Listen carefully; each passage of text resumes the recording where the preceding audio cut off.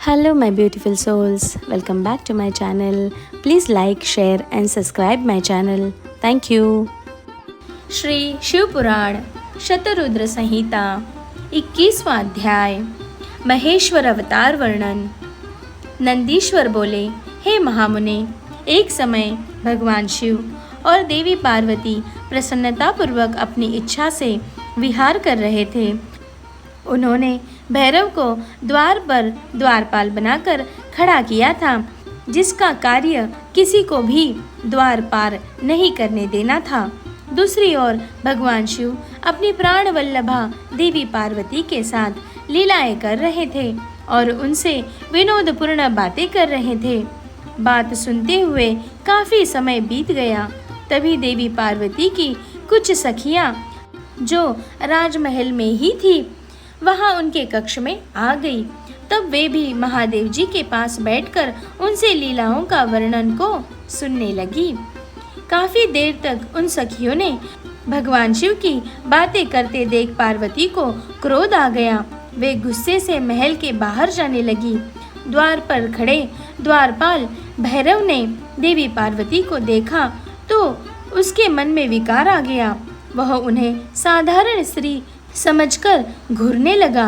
देवी पार्वती ने भैरव के मन के बात को पहचानते हुए उसे शाप दे दिया। भैरव, तू पृथ्वी पर जाकर एक साधारण मनुष्य की भांति जीवन जिएगा और अपनी करनी का फल भोगेगा।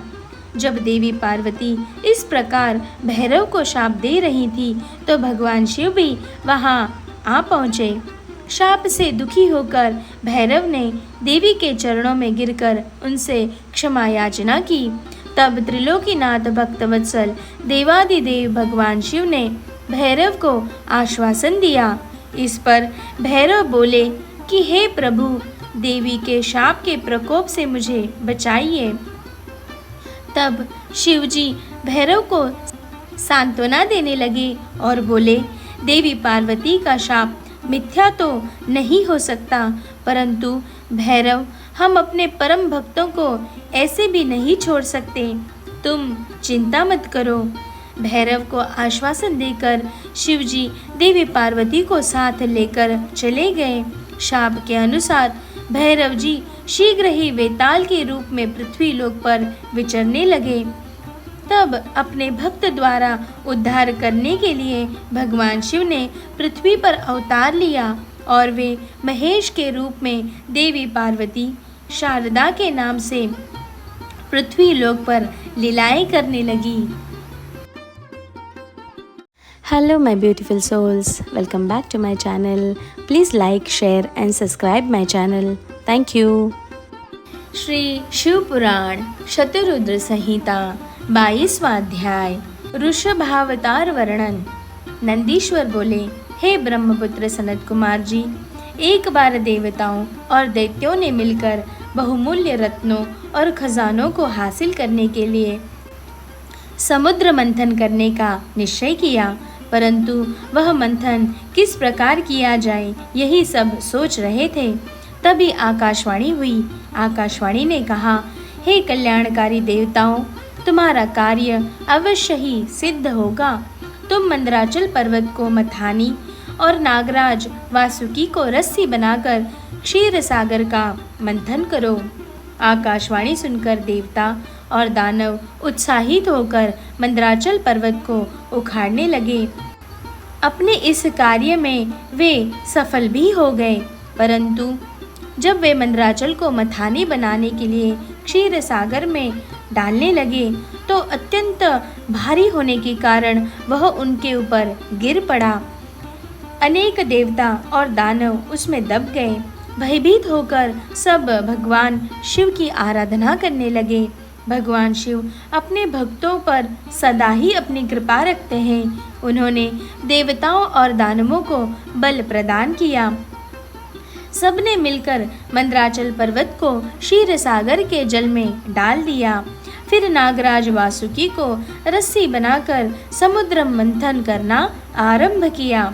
समुद्र मंथन के फलस्वरूप धन्वंतरी वैद्य, चंद्रमा, पारिजात, कल्पवृक्ष, उच्च श्रवा घोड़ा, ऐरावत हाथी, मदिरा, हरि का धनुष, शंख, कामधेनु, कौस्तुभमणि, अमृत तथा कालकूट विष आदि वस्तुएं निकली।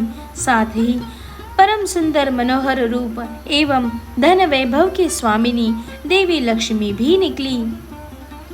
भगवान श्री हरि विष्णु ने देवी लक्ष्मी, शंख, कौस्तुभमणि तथा गदा को ग्रहण किया।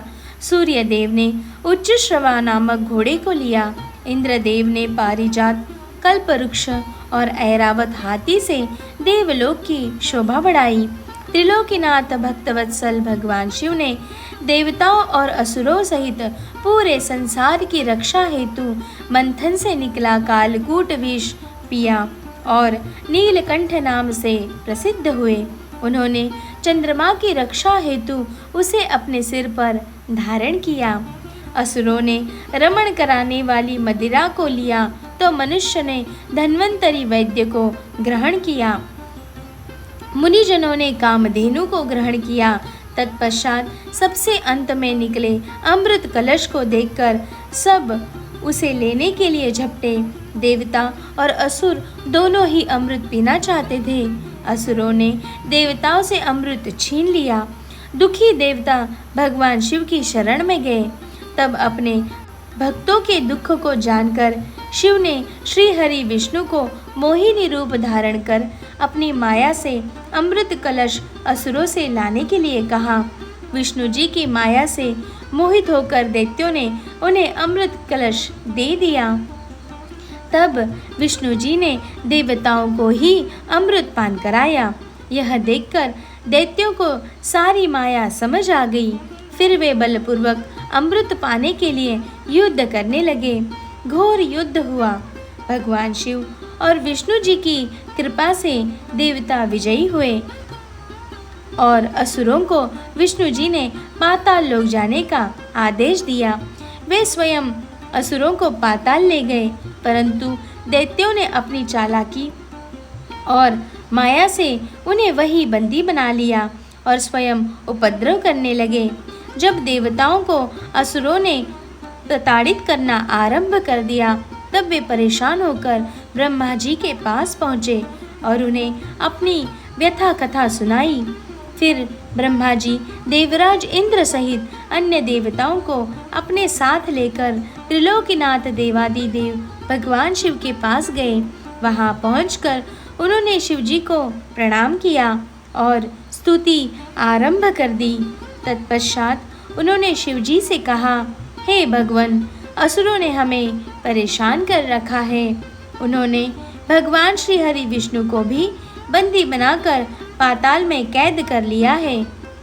अतः प्रभु, आप उन्हें मुक्त कराएं और हमारी रक्षा करें। देवताओं की प्रार्थना सुनकर भगवान शिव ने उन्हें रक्षा का आश्वासन देकर विदा किया और स्वयं देवताओं के कल्याण हेतु ऋषभावतार धारण किया। Hello my beautiful souls, welcome back to my channel. Please like, share and subscribe my channel. Thank you. Shri Shiv पुराण शतरुद्र संहिता 23वां अध्याय ऋषभावतार लीला वर्णन। नंदीश्वर बोले, हे सनत कुमार जी, कल्याणकारी भगवान शिव ने अपने भक्तों की रक्षा के लिए ऋषभ का रूप धारण किया और पाताल की ओर चल पड़े। भगवान शिव ने भयंकर गर्जना के साथ पाताल में प्रवेश किया। उस प्रचंड गर्जना से पातालवासी व्याकुल हो गए और उनके नगर में विध्वंस होने लगा। इस प्रकार की गर्जना को सुनकर असुरों को संदेह हुआ, पर जब उन्हें पता चला कि भगवान शिव ऋषभ रूप धारण करके युद्ध करने आए हैं, तो वे भी अपनी पूरी शक्ति से उनसे युद्ध करने लगे। असुर सेना ने शिवजी पर आक्रमण कर दिया। शिवजी हाथों में धनुष बाण उठाए उनका ही इंतजार कर रहे थे। उन्होंने अपने बाणों की वर्षा आरंभ कर दी और अनेक दैत्यों को मार डाला। बैल का रूप धारण किए हुए कल्याणकारी शिवजी ने अपने सींगों व खुरों से भी अनेक दैत्यों को मृत्यु के घाट उतार दिया। और बहुत से दैत्यों को घायल कर दिया। इस प्रकार काफ़ी समय तक उनके मध्य भयानक युद्ध चलता रहा। उधर दूसरी ओर असुरों ने विष्णु जी को भी अपनी माया से मोहित करके उन्हें अपने साथ मिला लिया था। वे असुर के साथ रहकर उनकी प्रवृत्ति को ग्रहण करने लगे थे। उन पर संकट देखकर उनकी रक्षा के लिए वे भी युद्ध करने लगे। उन्होंने ऋषभ रूप धारण किए, अपने आराध्य शिव जी को नहीं पहचाना और उनसे युद्ध करने लगे। भगवान श्री हरि विष्णु ने ऋषभ रूपी शिवजी पर अनेक अस्त्रों का प्रयोग किया, परंतु शिवजी ने सबको काट डाला। फिर शिवजी ने माया के बंधन से विष्णु जी को आज़ाद किया तो वे तुरंत शिवजी को पहचान गए और उनसे क्षमा याचना करने लगे। वे बोले, हे देवादिदेव, मैं मूर्ख हूँ जो अपने आराध्य स्वामी को नहीं पहचान सका और उनसे युद्ध करने लगा। मुझे माफ़ कर दे और मुझ पर कृपा करें। श्री हरि की विनयपूर्ण प्रार्थना सुनकर शिवजी बोले, हे विष्णु, आप तो बड़े बुद्धिमान और ज्ञानी हैं, फिर आप कैसे राक्षसों के मायाजाल में फंस गए तथा उनके साथी बन गए। शिवजी की बातें सुनकर विष्णु जी शर्म के मारे नीचे देखने लगे। तब शिवजी बोले, हे विष्णु, अब तुम यहाँ से चले जाओ। यह कहकर शिवजी ने उनका सुदर्शन चक्र ले लिया और उनके स्थान पर तेज सूर्य नामक दूसरा सुदर्शन चक्र उन्हें दिया। तत्पश्चात विष्णु जी स्वर्ग को चले गए। उनका मोह दूर हो गया था। शिवजी भी दैत्यों को उनकी करनी का फल देकर वहां से अंतर्धान हो गए। Hello my beautiful souls, welcome back to my channel. Please like, share and subscribe my channel. Thank you. Shri Shiv पुराण शतरुद्र संहिता 24वां अध्याय पिपलाद चरित्र। नंदीश्वर बोले, हे महामुने, एक बार देवताओं और असुर राज वृत्रासुर में बड़ा भयानक युद्ध हुआ। वृत्रासुर ने सभी देवताओं को युद्ध में हरा दिया। तब सब देवता अपने प्राणों की रक्षा हेतु ब्रह्मा जी की शरण में गए। ब्रह्मा जी के पास पहुंचकर देवताओं ने उन्हें अपनी सारी परेशानियां बताई और उनसे अपनी प्राण रक्षा की प्रार्थना की। ब्रह्मा जी ने कुछ देर तक विचार किया और फिर देवताओं से कहा, हे देवताओं, महर्षि दधि जी ने भगवान शिव की घोर तपस्या करके उनसे वर मांगा है कि उसकी हड्डियां वज्र सी कठोर हो जाए। इसीलिए तुम महर्षि दधि जी से उनकी अस्थियों को मांग लो। उनकी हड्डियों से वज्र का निर्माण करके ही वृत्रासुर का संहार किया जा सकता है। ब्रह्मा जी के वचन सुनकर देवराज इंद्र, देवगुरु बृहस्पति और अन्य देवताओं को साथ लेकर महर्षि दधि जी के आश्रम में गए। वहां पहुंचकर उन्होंने महर्षि को हाथ जोड़कर प्रणाम किया। देवताओं को अचानक इस प्रकार आया देखकर दधि जी ने उनके आने का कारण पूछा। तब देवराज इंद्र ने उनसे कहा, हे महर्षि, आप परम शिव भक्त हैं और शिवजी से मिले वरदान के कारण आपकी हड्डियां वज्र के समान हैं। मुने, हमें अपनी अस्थियां दान करके हमारी रक्षा करें, क्योंकि वृत्रासुर का वध तभी संभव हो सकेगा। महर्षि दधि जी ने मन ही मन सोचा कि परोपकार से बढ़कर कोई दूसरा कार्य नहीं है। तब देवताओं का कार्य सिद्ध करने हेतु उन्होंने भगवान शिव का स्मरण करते हुए अपने शरीर को त्याग दिया। देवता उन पर पुष्प वर्षा करने लगे। जब इंद्र को ज्ञात हुआ कि महर्षि ने अपने प्राणों को त्याग दिया है, तो उन्होंने कामधेनु द्वारा महर्षि दधि जी की सब अस्थियां निकाल ली और वे अस्थियां त्वष्टा को देकर उससे वज्र का निर्माण करने के लिए कहा। देवराज इंद्र की आज्ञा से त्वष्टा ने देवताओं के शिल्पी विश्वकर्मा के पास गए और उनसे अस्थियों का सुदृढ़ वज्र बनाने के लिए कहा। विश्वकर्मा ने दधीजी की अस्थियों से वज्र का निर्माण किया। इस प्रकार महर्षि दधीजी की अस्थियों से निर्मित वज्र को पाकर देवराज इंद्र बहुत प्रसन्न हुए और असुर राज वृत्रासुर का वध करने के लिए चल दिए। उन्होंने युद्ध भूमि में जाकर वृत्रासुर को ललकारा और अपने वज्र से उस पर कठोर प्रहार कर उसे किसी पर्वत की भांति खंड खंड कर डाला। वृत्रासुर के मरते ही देवताओं की प्रसन्नता की कोई सीमा न रही। वे उत्सव करने लगे, चारों ओर मंगल गान होने लगे तथा देवता इंद्र की स्तुति करने लगे। उधर दूसरी ओर जब महर्षि दधीजी की पत्नी सुवर्चा घर के सारे काम पूरा करके बाहर आई तो अपने पति को न देखकर आशंकित हो उठी। देवता भी वहां नहीं थे। उसे निश्चय हो गया कि उसके पति के साथ देवताओं ने छल किया है।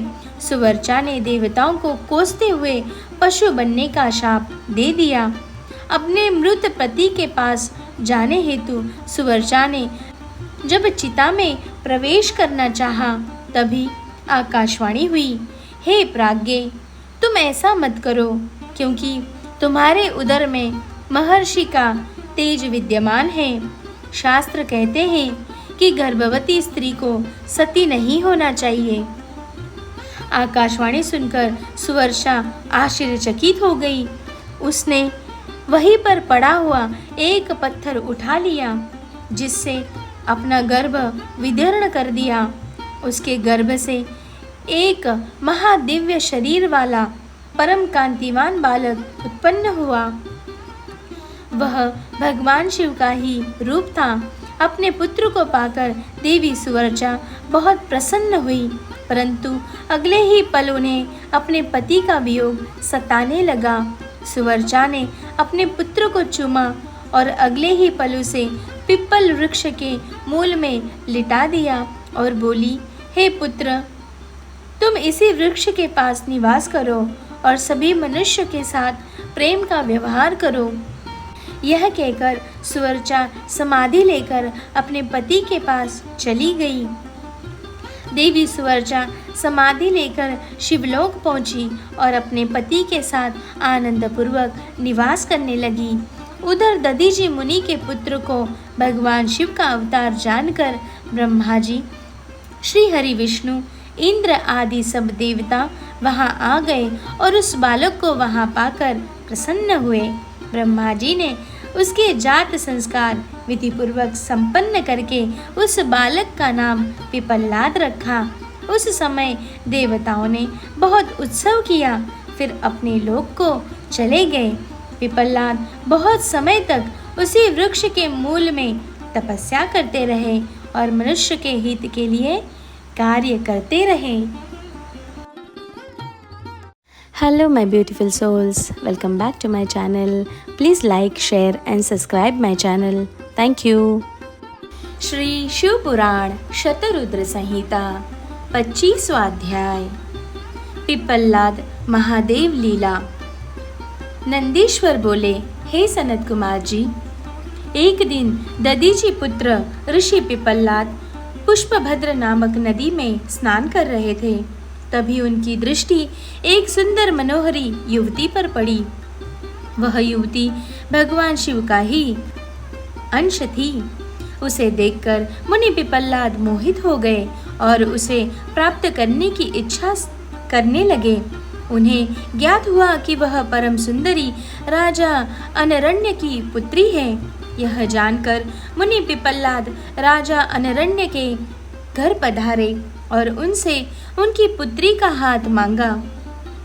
ऋषि की बातें सुनकर राजा सोच में डूब गए कि मैं अपनी प्रिय पुत्री, जो कि सदैव राजसी ठाट बाट से रही है, को कैसे एक योगी के साथ ब्याह दूं, जिसके न कोई रहने का ठिकाना है न खाने पीने का। इस प्रकार राजा अनरण्य को सोच में डूबा देखकर ऋषि पिपल्लाद को क्रोध आ गया और वे राजा से बोले, हे राजन, तुम मुझे अपनी कन्या खुशी से सौंप दो। अन्यथा मैं तुम्हें तुम्हारे राज्य सहित भस्म कर दूंगा। मुनि की बातें सुनकर राजा अनरण्य भयभीत हो गए। उन्होंने अपने राज्य और प्रजा की रक्षा हेतु अपनी पुत्री पद्मा का विवाह सहर्ष मुनि पिप्पलाद से कर दिया।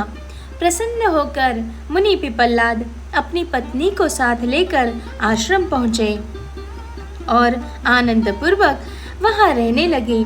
ऋषि पत्नी पद्मा ने अपनी पति की बहुत सेवा की। वह हमेशा मन, वचन और कर्म से अपने पति की सेवा शुश्रूषा में लगी रहती थी। उससे ऋषि को 10 महात्मा और तपस्वी पुत्रों की प्राप्ति हुई। मुनि पिप्पलाद ने अनेक लीलाएं की।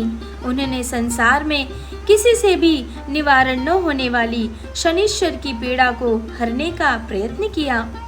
ऋषि ने अपनी अनुयायी शिष्यों को यह वरदान दिया कि जन्म से लेकर 16 वर्ष तक की आयु वाले शिव भक्त मनुष्य को शनि की पीड़ा नहीं हो सकती। यदि शनि मेरे इस वचन को झुठलाने के लिए ऐसा करेगा तो भस्म हो जाएगा। इसीलिए शनि का प्रकोप कभी भी 16 वर्षों की आयु से कम के मनुष्य पर नहीं पड़ता है। तात मनुष्य रूप धारण करने वाले ऋषि पिप्पलाद का यह चरित्र मैंने तुम्हें सुनाया है।